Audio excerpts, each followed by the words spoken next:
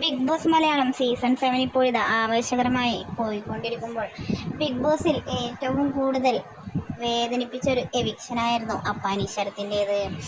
Big boss വീട്ടിലുള്ളവർക്ക് മാത്രമല്ല പ്രേക്ഷകരും ഒന്നടങ്കം കരഞ്ഞു എന്ന് വേണമെങ്കിൽ പറയാം. അങ്ങനെ ഒരു അൺഎക്സ്പെക്റ്റഡായുള്ള എവിക്ഷനായിരുന്നു അപ്പാനി ശരത്തിൻ്റേത്. പക്ഷേ ആ ഒരു എവിക്ഷൻ കണ്ട് ഏറ്റവും കൂടുതൽ സന്തോഷിച്ചത് ആരാണെന്ന് ചോദിച്ചാൽ ഒരൊറ്റുത്തരമേ പ്രേക്ഷകർക്ക് പറയാനുണ്ടാവുകയുള്ളൂ. ആ പേര് മസ്താനിയുടേതാണ്. മസ്താനി അത്രയും സന്തോഷിച്ചതിന് പിന്നിൽ ഒരു കാരണമുണ്ടെന്ന് മസ്താനി വിശ്വസിക്കുകയും ചെയ്തിരുന്നു.